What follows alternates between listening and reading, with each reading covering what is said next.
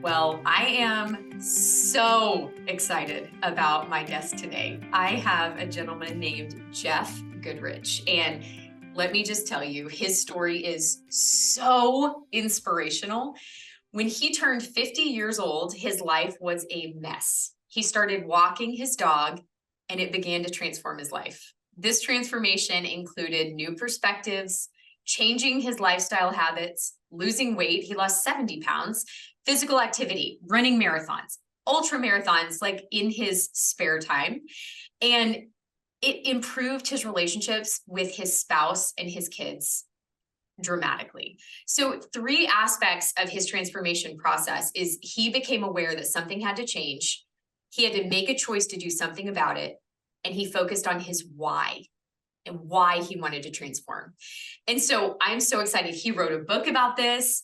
It includes his dog. I am a dog lover. It actually highly involves his dog. And I'm just so excited to learn from you, Jeff, and get inspired by you. So thank you so much for being here.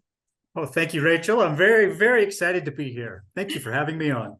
Oh my gosh. So, tell me about when you were 50 and this transformation started. Was this like the morning you woke up on your 50th birthday? Like what happened that was the catalyst? Tell me the story. Okay, here's the way I like to tell the story.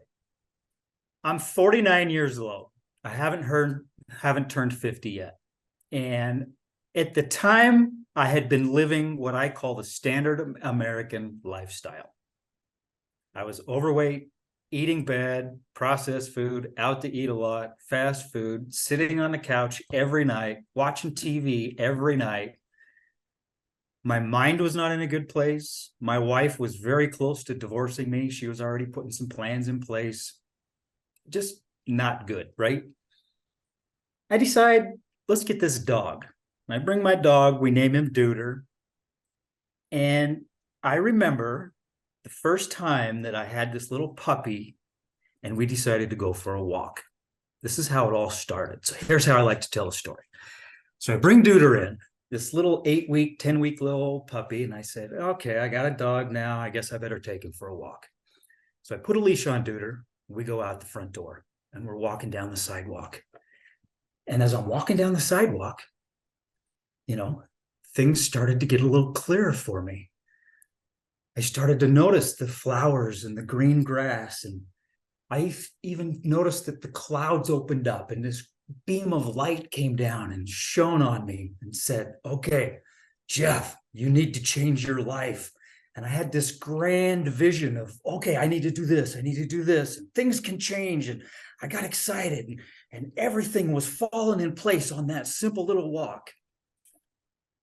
But Rachel, I hope nobody's buying that because that's a bunch of crap, because that's not what happened. Oh my gosh. That's not how things work. What happened was Duder and I went out and he proceeded to take a crap in the neighbor's yard. So the first thing we did was I had to go back, get a bag and go clean up some poop. But what did happen, Rachel, is that the next day we went for another walk. And then the next day we did it again. So that simple act of implementing a new habit into my life, a new pattern that was different than what I was doing, is how it started. Nothing happens in these aha moments and boom, your life changes. No, it takes time for all of this to happen.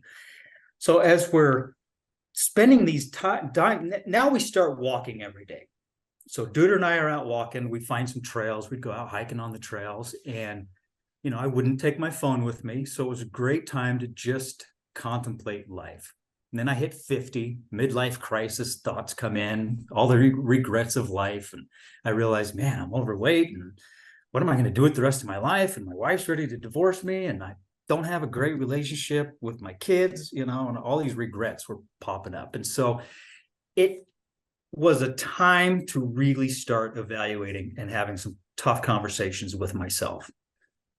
Now, the dog's Duder is a fantastic therapist. He would listen to me, he was great. But like you said, those three things happened as I started to become aware. okay, yes, I need to change some things in my life. Something's not right here.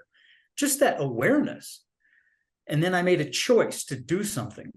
And at the time, I didn't have a clue what to do, but that act of I am going to do something about this was very powerful. Make a choice. If I didn't do anything, I'm still making a choice. I'm making a choice not to do something. So I made a choice to do something. And then I started to really explore my why. Why do I need to do this? Is it for my wife? Is it for my kids? And that's what really hammered home to me is my wife, my kids, and myself. And I have 4 grandkids too, for my grandkids. What's my legacy? What's my legacy, right? Now I'm going to step back a little bit here. My wife and I were married at 18. We've been married a long time. This is the story of right out of high school, getting my girlfriend pregnant and getting married. So we've had a long life together and lots of up and downs in that period of time. So we start walking the dog. I start exploring some of these ideas of, hey, I need to change my life.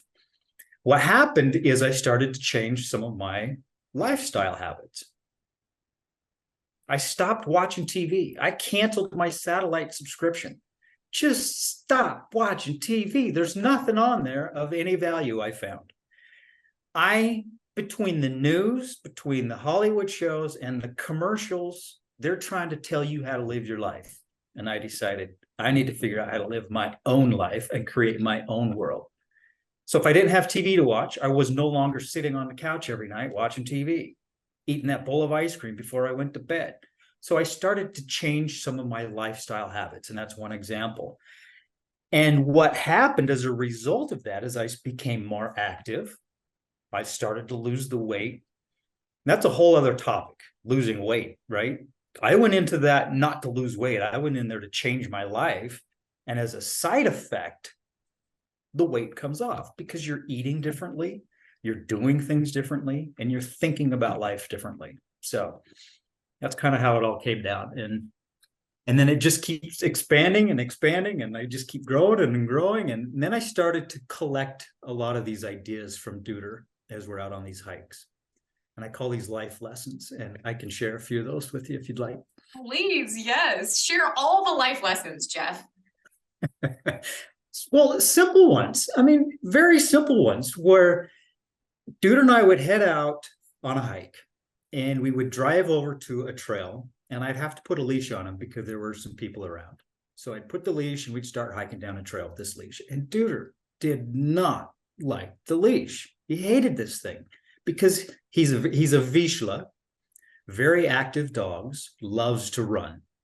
So he wanted that leash off. And so we'd get to a part of the trail where there's, not a lot of people around. So I'd take that leash off.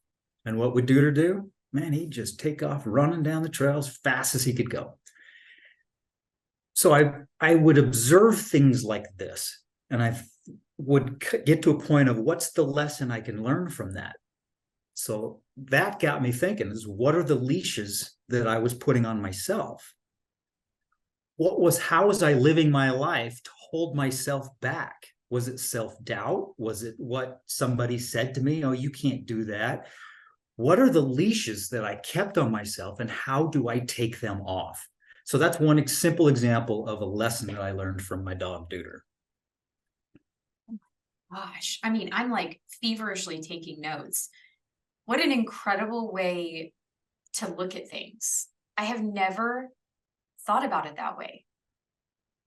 That's just incredible. So what leashes were you putting on yourself, and how did you take them off? Well, at the time, I'm 50 years old. I have 50 years worth of what I was taught in school, what corporate America told me that you can and cannot do, what your parents teach you how to live your life, what your spouse may tell you how to live your life, all of that, what you watch on TV telling you how you should do things and what you can do and what you cannot do. And so those were all, a lot of it is just limiting beliefs. Just, hey, I can't do that. What? 50 50 years worth of no, I can't do that. Why would I write a book? I don't know how to write a book, Right. so that's Yeah. one example of that. It's so interesting in my own life. It resonates so deeply because I have always played small for most of my life, played small just because I think I was scared, and so it's so interesting to think about it from that perspective, afraid of failure, afraid of judgment from other people, afraid of all of these limits that we put on ourselves for this invisible audience that we think exists that really doesn't, right? It's like this invisible audience that we've created in our own heads. But what I think is so powerful is, I mean, I am so passionate about fitness and nutrition, and that has become such an important part of my life, because when I turned 40, I didn't like the way that I felt, and I wanted to start making some changes. And it's been such an interesting journey because I've learned so much along the way. And so all the things that you're saying about cutting out processed foods, increasing activity, turning off the TV is actually the exact same things that I've done in my life. And I am shocked.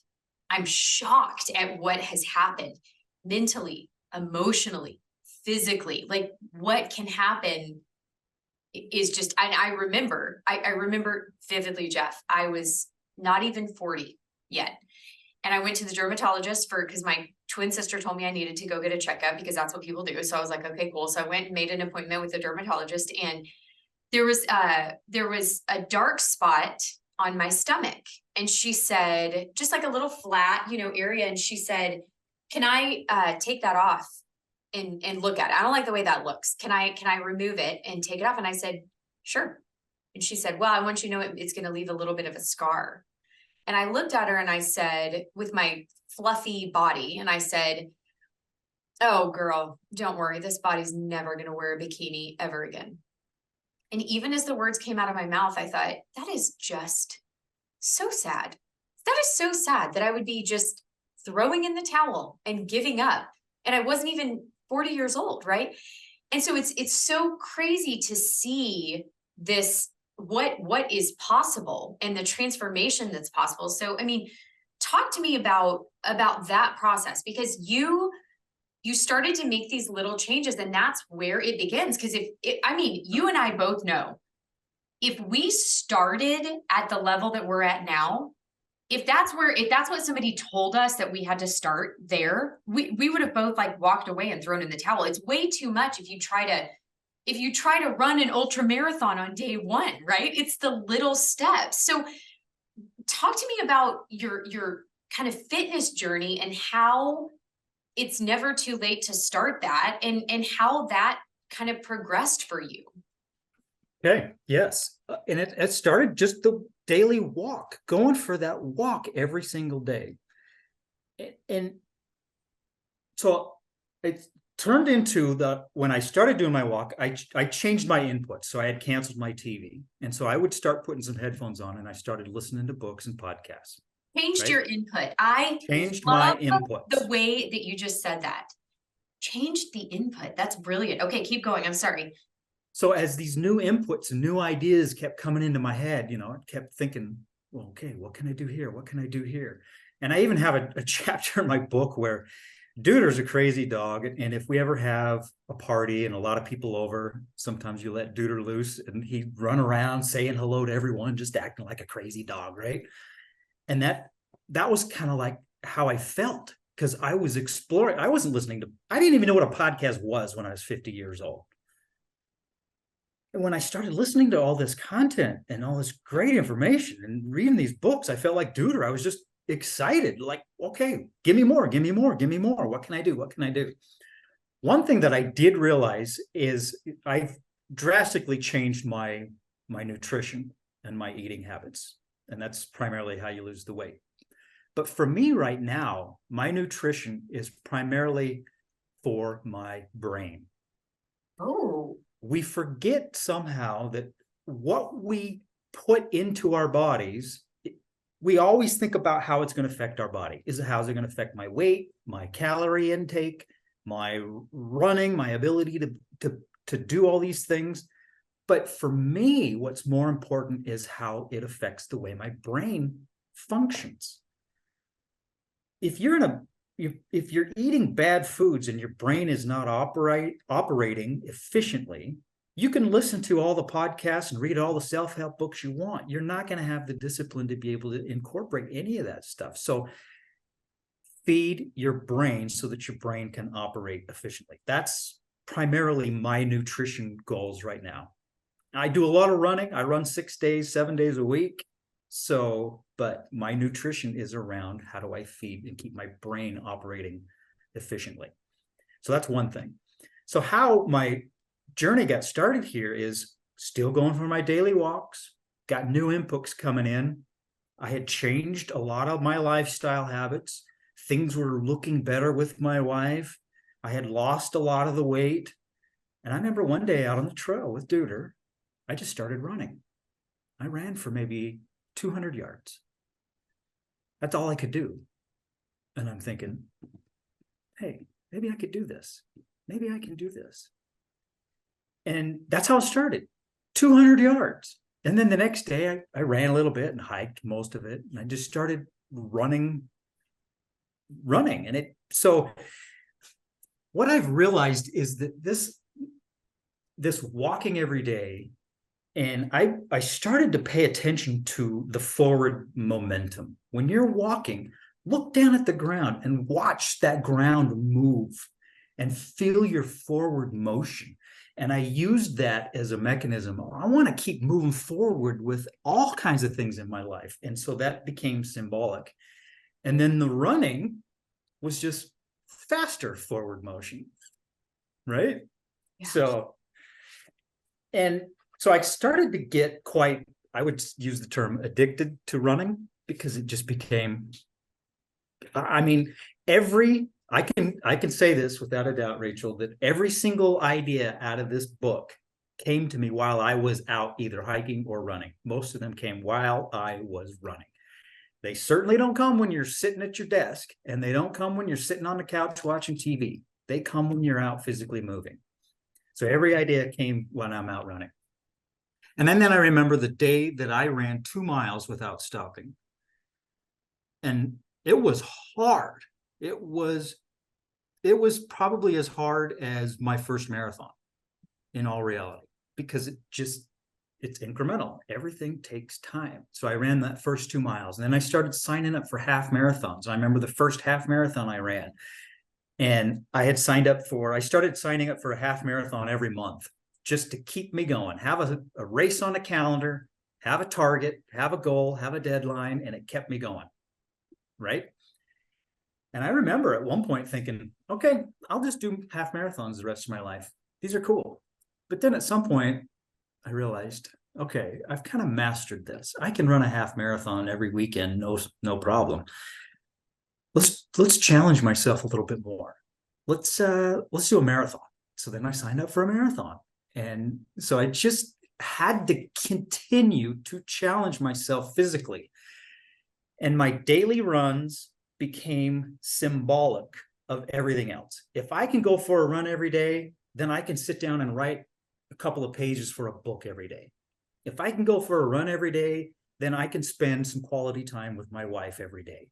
So the running just became that one thing that I'm going to do every day that became a symbol for everything else that I wanted to accomplish. So now I've run several marathons. I think I've done 6 so far. I'm actually running a marathon next weekend.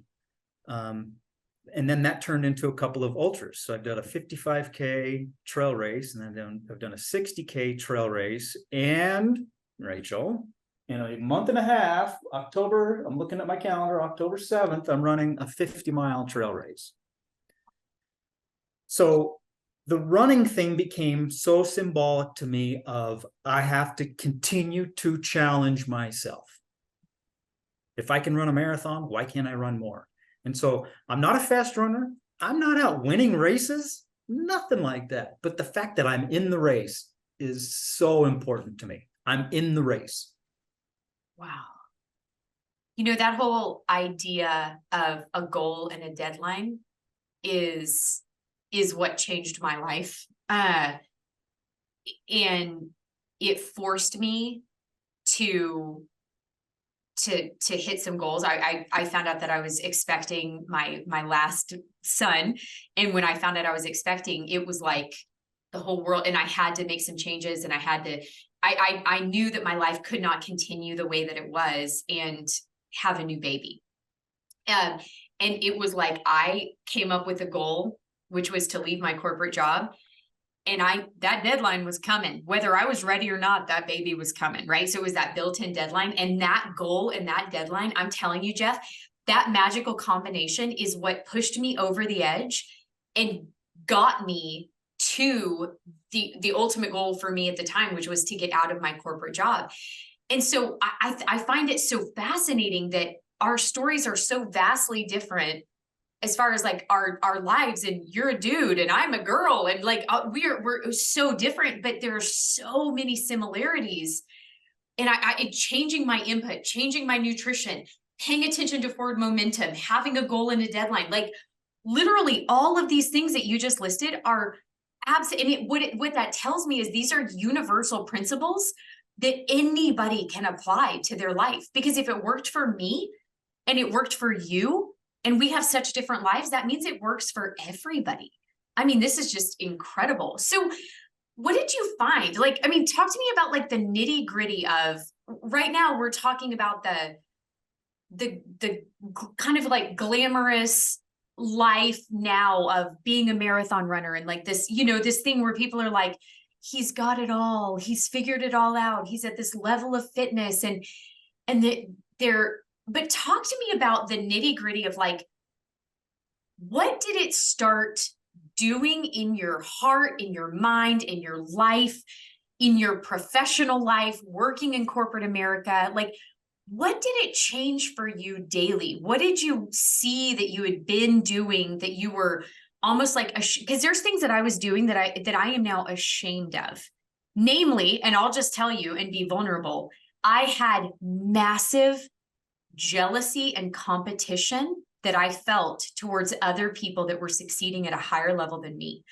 I was so insecure and in my own head, Jeff, that I could not truly, I might be able to fake it. I couldn't truly be happy for somebody else because I was so insecure about my own life and where I was, that I was jealous and envious of them. And that's one of the things that really shifted, in that is so vulnerable and raw. But as I started to grow as a human, that started to dissipate. And now I find such joy in celebrating other people because we're different. Everybody can succeed, right? So like, tell me about your experience, and what did you experience in all aspects of your life as this started to kind of pour out and spill over into the other parts?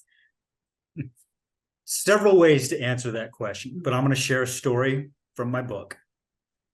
When Duda and I would go out for these walks, I remember very distinctly one day we're out walking on a trail. We're on this single track trail, got a lot of trees, a lot of growth around the trail. It's really cool.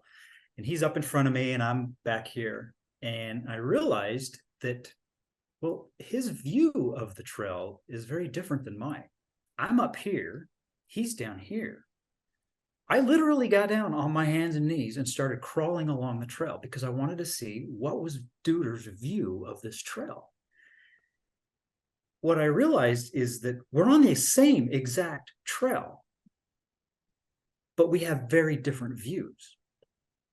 I started to explore that a little bit. What is my view of the world?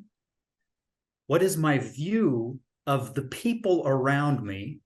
And what was my view of myself? Did I need to change my view? Did I need to get down on my hands and knees and change that view? That was a very powerful moment for me because when I would look in the mirror, I did not like who I saw. My view of myself was bad. I had this cringe factor. I'm like, what is wrong with you? I'd ask myself that all the time. So I had to purposely explore that. What should my view of myself be? I can't move forward if I keep asking myself, what's wrong with you? I started asking myself, what's right with you? Right? And just changing those self conversations. One thing that another lesson from Duder is that when we first got him, and anyone that owns a dog, if you've ever seen your dog first look at themselves in the mirror, it's sometimes kind of funny, right? They don't know what the heck they're looking at, and they're trying to smell themselves and they can't figure it out. I remember Duder doing that, and it cracked me up. So when I started looking at myself in the mirror, I had to figure out, well, what's my view of myself, and how can I change who I'm looking at? Who is that in the mirror? My book is called Dude and Duder. Jeff is the old me. Dude is the new me. I had to create an alter ego. How do I keep going on this journey? Sure, I lost the weight. I've changed some lifestyles, but how do I keep myself from falling back into those old habits? And I created an alter ego. That's what Dude is. Dude keeps going. Dude wakes up at 5 o'clock every morning. Dude goes for a run every day. Dude is doing this. Dude looks at himself in the mirror and smiles and likes who he sees, you know. And I'd ask myself, what would Dude do? So some examples of that. Yeah, it's like everything that is coming out of you is just so powerful. I mean, this is divine inspiration. What you had was absolute divine inspiration, because this is incredible. I've never thought. I take my dog on a walk all the time. She's my bud. She's my best. She's my girl, right? I'm in a house full of boys and she's my girl.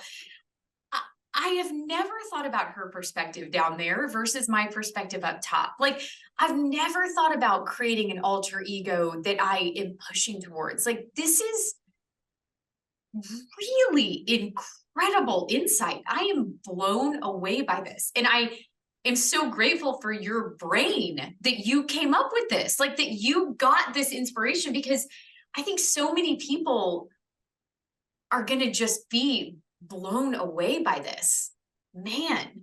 So, I mean, okay, so you're running the marathons. How is your wife and your children? Because you talk about your relationship with them growing.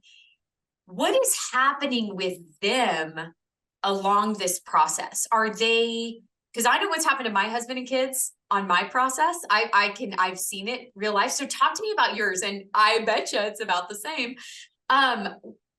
What did you start to see from them, and what have you seen as a result? Well, first of all, there's a chapter in my book. I'm a big Star Trek fan, always have been. And when we first got Duder, I actually bought him, you know, a Star Trek collar and a Star Trek little bed and all this. And it got me thinking about, well, just because I like Star Trek, Duder doesn't necessarily like Star Trek, but it got me thinking about my legacy for my kids. That became a powerful motivating. What do I want my legacy to be? How do I want my kids to remember me? How do I want my grandkids to remember me? And I can talk till I'm blue in the face to my kids, but it doesn't matter what I say. All they're going to see is what I do. So they have seen, and they've acknowledged, and they've told me, they've seen me lose 70 pounds. They've seen me really improve my relationship with their mom. They've seen me start to do these running events and all of this. And so they've seen me change my life. They have different interactions with me. I'm not a negative person anymore. I want them to tell me what's going on in their world. So they've seen all this. And I think two of my kids have both run marathons. My middle kid has also run, she did a sprint triathlon about a month ago. So, and she tells this story that she went in to buy some running shoes because she started running. And she told the guy that was helping her that, oh, I started running because of my dad. And you hear that as a dad, you're like, what more can you ask for right there? They're seeing me doing, and it's inspiring them. But what I take from that is that they're not doing it because of me. They're not doing it for me. What's more important is they're making a choice and they're doing it themselves. But at least I'm providing a little bit of a spark for them. So, and you mentioned a while ago, Rachel, this idea of fear. And when I hit 50 and really started to become aware of this, the regrets were top of mind for me. I had so many regrets. I'm 50 years old. I don't know how much longer I have. Why didn't I do this? Why did I do this? Regrets, regrets, regrets. And I have purposely taken my mindset to using fear and regrets to keep me going, because I have extreme fear of regrets. I don't want any more regrets. So I'm using that fear of regrets to keep me going. I'm 55 now, and I feel like, Rachel, I'm just getting started. 55 years of my life was just kind of a trial run. I'm just getting started. Anyone can do this. I don't care how old you are. I saw a video of a woman on Instagram in her 90s, and her daughter runs her Instagram page, and she posted a picture of her mom at 70. And her mom started working out, started going to the gym, and started on her fitness journey at 70 years old. Wow. And now she's 93 and so fit in the gym, the cutest woman ever. And I was just blown away by that. And I sent it to my mom because she's on a fitness journey as well. And I sent it to my mom and I said, Mom, like, see, look at this. It is just never too late to start. And it makes me emotional to hear. I think everything happens at the right time for a reason, right? And I think that we get to a breaking point in our lives, me at 40, you at 50, where it's like something has to change, and nothing changes if nothing changes. And so it's just taking that first step. And a lot of times it's by accident. Mine was kind of by accident. Like I accidentally fell into kind of this lifestyle change. And the more that I kind of figured out, the more it grew and the more it developed. And now to see my husband influenced by it, my children influenced by it, it got me choked up hearing your daughter say, I started running because of my dad. Because is there a greater feeling as a parent than influencing your kids for good and influencing them in a positive way that because I guarantee you she's inspiring other people around her because of your influence on her, and it's just, and you're inspiring your grandchildren, and it's the ripple effect is so big. And so my fear, it's funny now, my fear is no longer playing small, because I don't feel the need to play small anymore. My fear is not using my impact and voice enough to create a ripple effect, to impact enough lives and impact and inspire enough people to do something, to change their life for the better, And so this has changed my journey, and I know yours too, has changed me so fundamentally as a person. It mentally, physically, emotionally changed me so much that I want everybody I meet to experience it as well, and to break out of those self-induced limiting beliefs that we all have, and you just don't have to be a slave to them. You don't have to be in a prison with those thoughts as your jailer. You can break out of that. And you have done it. I mean, it's just incredible. So, I mean, what's next for you? Well, first of all, it sounds like I've got everything figured out. Right? But no, every day is still a challenge for me. You'll never have everything figured out, right? So what's next for me is, at one point in my journey, I was listening to these podcasts, and there was a particular guest on a podcast. I don't remember which one I was listening to. A gentleman that you and I are both aware of, a guy named Rory Vaden. Oh, love me some Rory Vaden. And I remember him and this still sticks to me this day, is that you are best suited to help the person you used to be. And that really sparked something in me. Okay, I look around the world today. We are an unhealthy, just look at our nation right now. We are an unhealthy nation in our mental state, our obesity state. We're just not in general. And so there's a whole bunch of old Jeffs out there in this world that need a spark, but they're not listening to this podcast, Rachel, right? They're watching TV every night. So I'm trying to figure out how to reach them. And so that was the spark to get me to, well, let's start documenting my transformation.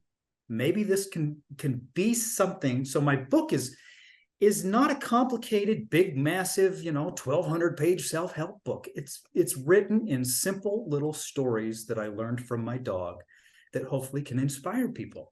So what's next for me is I'm building out, I want to help that person I used to be, whoever that is. So I got the book. I'm building out what I call Duder's Challenge. So in each different chapters, I have Duder's challenges, like do this. And you can sign up on my website, dudeandduder.com, to Duder's Challenge weekly email. But I'm building a program around, that can help. Where do you start? So where I used to be, I hadn't a clue what to do. Where do I start? You start listening to nutrition and, there's 15 million advice out there of what to eat and what not to eat, what to exercise, all of it. So you got to start somewhere, take that first step. So I'm building out a program called Duder's Challenge that can help walk people through this. But that's kind of where I'm at right now, is I'm just getting started. I'm just cranking here. I'm going to keep running. I run every day and I love it. I went for my 5-mile run this morning with my pups. We go out on a trail where we live and I have the trail to myself. Dogs run off leash and we just have a great time every day. It's awesome. So if somebody is listening to this and they're like, oh my gosh, this makes me think of my husband, my brother, my fill in the blank, or it applies to them. And they're like, I don't know what my first step should be.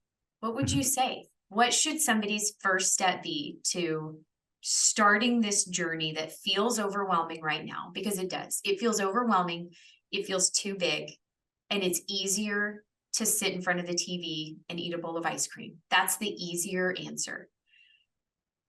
But you know you can't. You know you need to do more. So what is your advice to somebody to take that first step?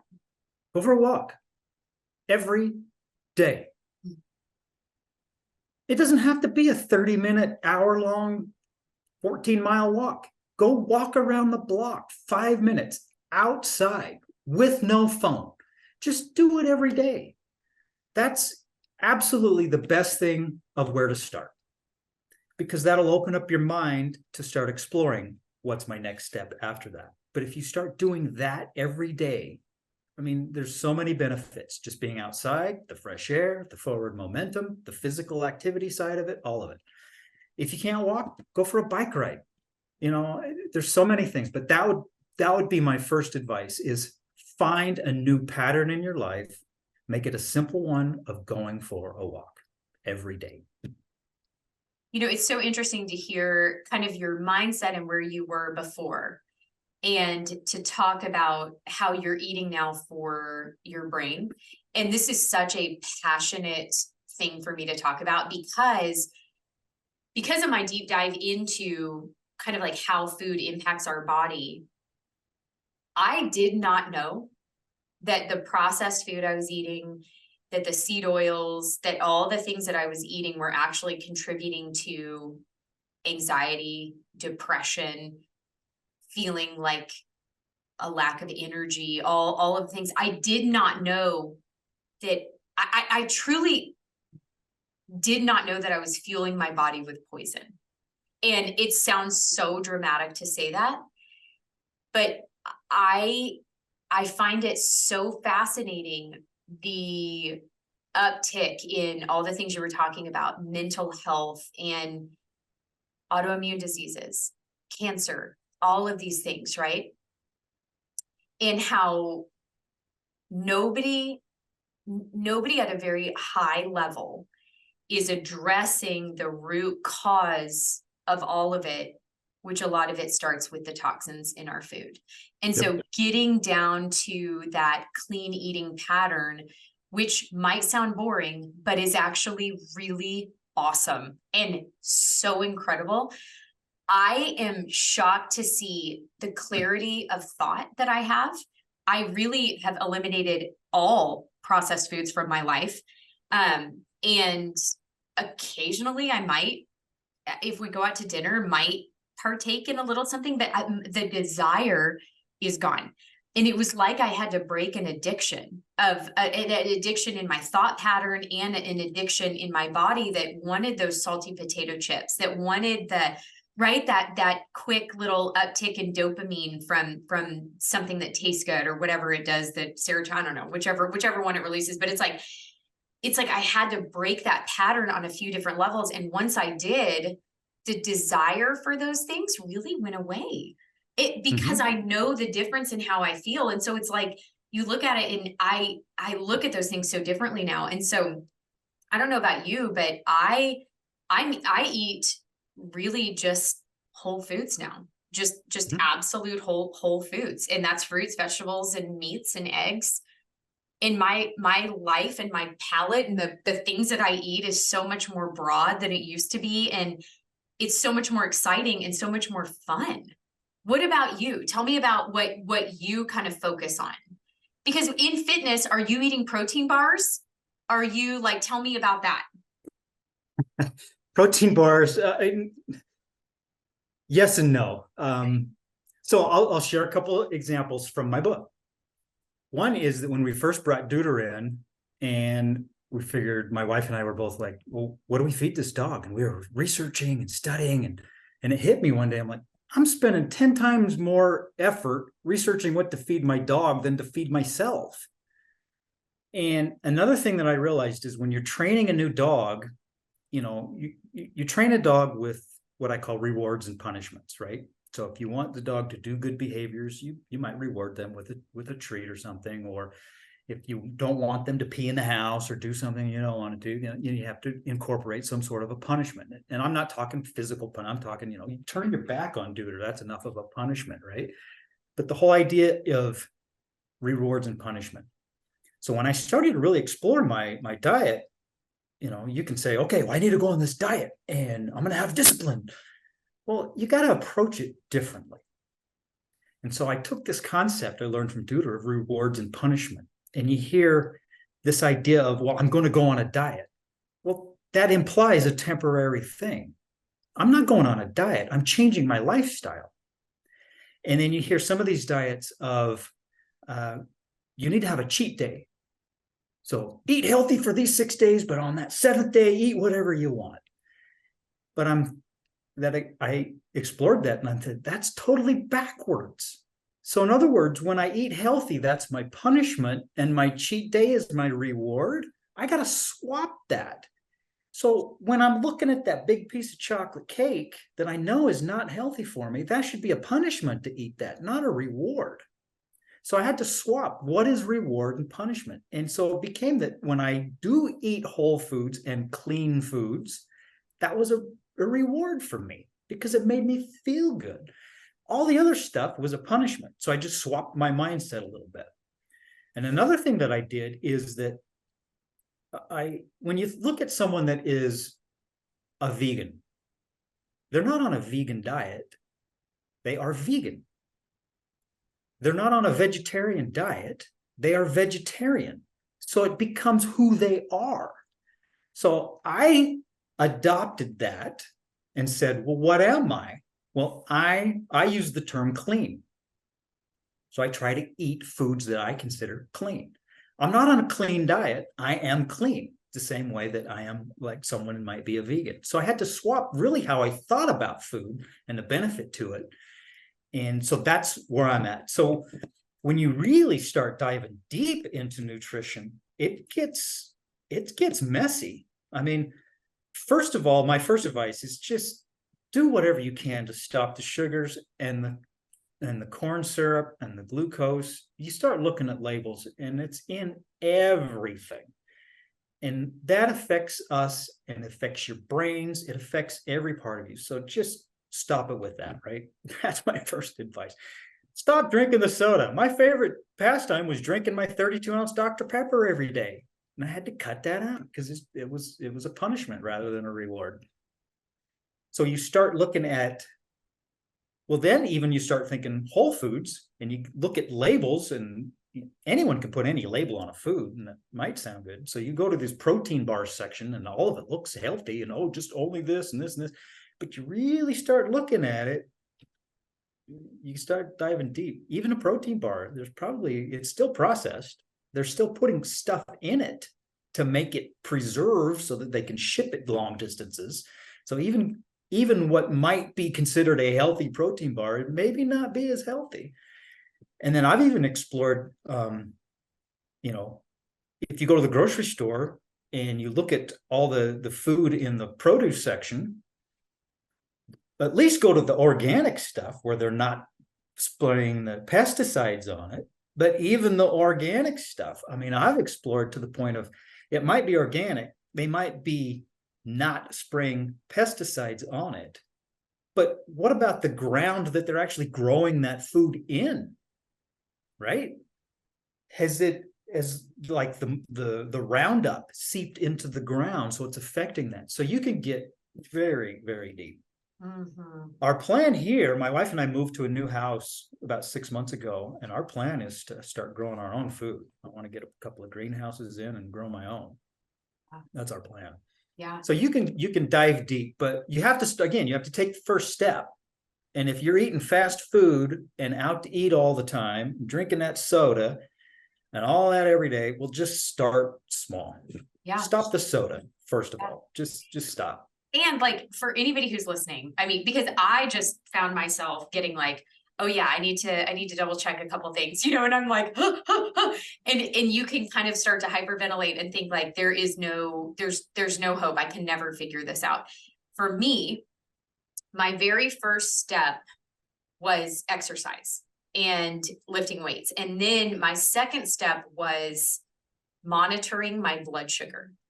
There you go. So I got a continuous glucose monitor, and through that continuous glucose monitor, I was able to identify what was spiking my blood sugar that was surprising, like a Diet Pepsi.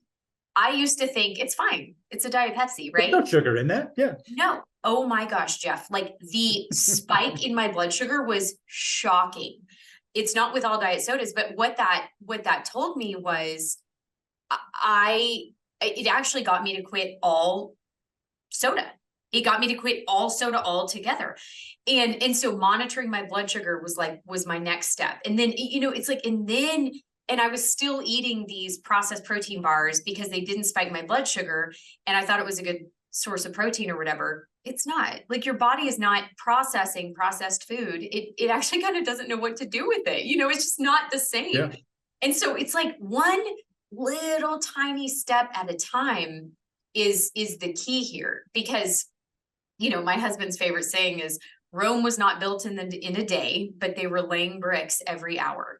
And it's like, just one brick at a time, one brick at a time, one brick at a time, And so don't be overwhelmed by any of this. Just have hope and inspiration in the fact that it really is just that first step, taking that first step and then building on that, conquer that first step, and then go to the next step and conquer that next step. And you'll start to get so much more confident and excited about the future. So, Jeff, my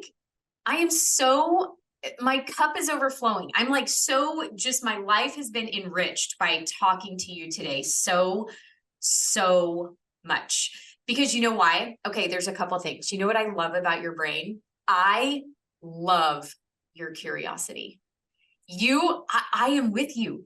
I am a curious person, and I love to figure out the connection and things, and I love to dig in, and I love that curiosity part of your brain, and you have done something so powerful with it, and you're bringing these lessons to help impact other people's lives, and that is just honestly a gift. That is a gift to the world, and I'm so grateful to you. And I love that you also combine the physical things that have changed your life, but the personal growth and that self-development. And not a single part of it is about self-love and being like obsessed with yourself. It's really, you've used this to improve your outlook on life, and you're using it to serve others. You're using it to serve the old Jeffs out there. And I just think that that's the key, that we're in this society of self-love and give yourself all the love and all the things. It is so important to take care of yourself, but to use those things that you're learning to serve other people. And that's where the magic happens. And you're literally living that. You are embodying that every day. And I am just so grateful for you, truly. Well, thank you for that, Rachel. That means a lot to me. Yeah. One thing I learned when Duder and I were out walking is I began looking for these ideas. So I was collecting all these lessons from him. So I went into a mindset of looking for things, and that changed everything. I turned into a learner. I wanted to look for the good. I didn't care about the bad that I was always looking for in the past. I was looking for different things, right? So maybe I can close with one final lesson I learned from Duder. Please. This was a big one for me. So we had started actively running quite a bit, Duder and I. And then we've had a couple other dogs. I've also got another dog named Roxy, so the three of us go running. But Duder and I would go out in the fall and early spring. It was pretty dark when we'd go out running, and we'd go out on the trails, and it was still black outside. So I had to put a headlamp on, a running headlamp. So we'd go park, and Duder would take off running in the dark. I have no idea how he saw where he was going. And I had many times had no idea where he was. He was just out running, right? And so I'm cruising along with my headlamp on in the total blackness, no moon. And I remember one particular running along there, and all I could see in front of me was what the headlamp was shining, right? I couldn't see anything to the right of me, to the left of me, above me. All I could see was that 20, 25 feet in front of me, that little headlamp. And it got me thinking, what is my life headlamp?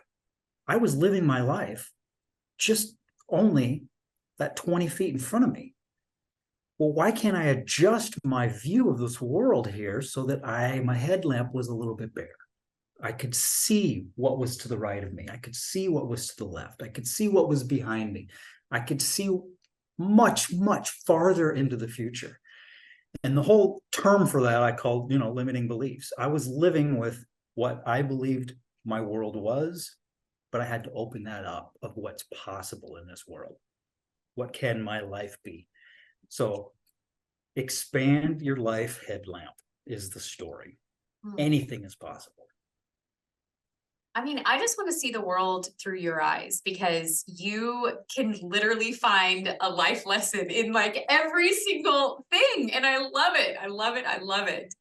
Man. Okay. So how do people find you? How do people get your book? How do people continue on the journey with you, Jeff, and continue to get your inspiration? The best place to start is our website, dudeandduder.com. Sign up for Duder's Challenge newsletter. I'm just starting my journey here of being on podcasts. So I'm very excited, very happy that you have me on. The book can be purchased from my publisher directly on the website, or it's out on Amazon as well. I mean, you can get it on, I think, barnesandnoble.com and some other places like that. I am actually in the process of starting my own podcast, but my podcast is going to be about the power of dog, the power of influence that dogs have in our society. There are so many stories out there, emotional support dogs, seizure dogs, military dogs, and these organizations that place dogs, shelter dogs, with military veterans that are suffering from PTSD, and they put these two together. So these kinds of stories, that's what my podcast is going to be about. So I'm in the process of doing that. But I am just getting started, Rachel, to how can I help that old person I used to be? And I want to build out I'm putting some more videos out there, read my book, buy this book for somebody who's not listening to the podcast, and see if that will inspire them to make some change. So that's kind of where I'm at. I love it. And you know what, with your passion and your heart and your curiosity in your mind, like there's no end in sight. And I truly believe that you really are just getting started. And I think the impact that you're making in this world, that you've already made and that you're going to continue to make, is just remarkable. I wish there was more Jeff Goodriches in this world. And I think you're going to be out there creating more. And I'm so grateful for that. So thank you for your time today and for just pouring all of your goodness into my life and everybody else's that's going to listen to this. Thank you, thank you, thank you. You are so welcome.